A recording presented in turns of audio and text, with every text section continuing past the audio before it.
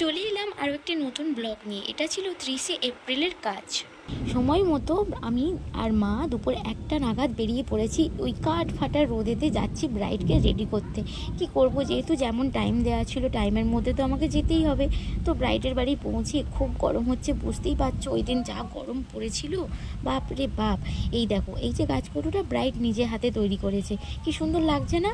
আর এই দেখো, এই যে একটা ইউনিক নিয়ম, দেখেই আমার হাসি লাগছিল, আর কোনো জায়গায় দেখিনি, বেশ ইউনিক লাগলো, তাই ভাবলাম রেখে দিই।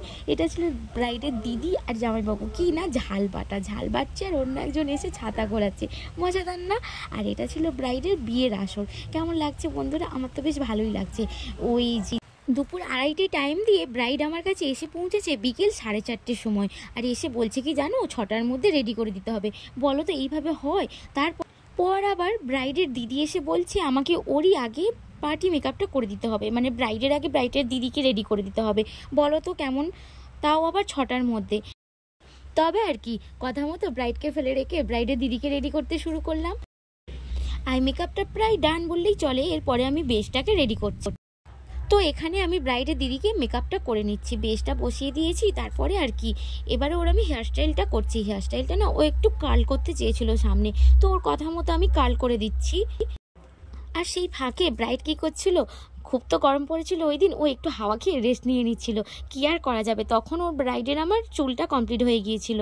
তো সেই পর্যায়ে আমি ব্রাইডের দিদিকে জাস্ট মেকআপ আর হেয়ারটা করে ছেড়ে দিই। শাড়িটা ও নিজেই পরে নেয়, আমি পরে দিতে পারিনি।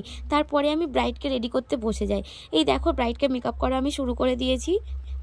আর হ্যাঁ, মাথায় চিরুনি গোজাটা নিয়ে না তোমরা কেউ হাসাহাসি করবে না, কিন্তু চিরুনিটা রাখার জায়গা ম্যানেজ করতে খুবই প্রবলেম হচ্ছিল, কারণ ব্রাইড যে রুমে বসেছিল রুমটা ছিল খুব শর্ট, জানো তো, ম্যানেজ করতে খুব অসুবিধা হচ্ছিল।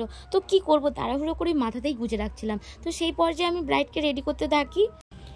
ব্রাইডকে রেডি করা এখানে আমার প্রায় কমপ্লিট। এই দেখো, এখানে ওকে জুয়েলারি পরানো হয়ে গিয়েছে, ওড়না ড্র্যাপিং হয়ে গিয়েছে, শাড়িও ড্র্যাপিং করা হয়ে গিয়েছে। ও যেভাবে হেয়ারস্টাইলটা করতে চেয়েছিল সেভাবে খুব তাড়াহুড়োর মধ্যে করে দেওয়ার চেষ্টা করেছি। এই যে ও এখানে টিয়ারাটা পরতে চেয়েছিল, টিয়ারাটাকেও সেট করে দিয়েছে, মুকুট সেটিং সব কিছুই কমপ্লিট। ব্রাইড মুচকি হাসছে, কিন্তু তাড়াহুড়োর মধ্যে একটাও রিভিউ ভিডিও করতে চাইনি, কেন জানি না। যখনই ক্যামেরা অন করছি মুখটা বন্ধ। ও হ্যাঁ, ব্রাইডের কথা বলতে বলতে আমি তো ভুলেই গিয়েছি, এর মধ্যে আবার ব্রাইডের দিদি এসে যেটুকু বাকি ছিল সেটুকু রেডি হয়ে গিয়েছে।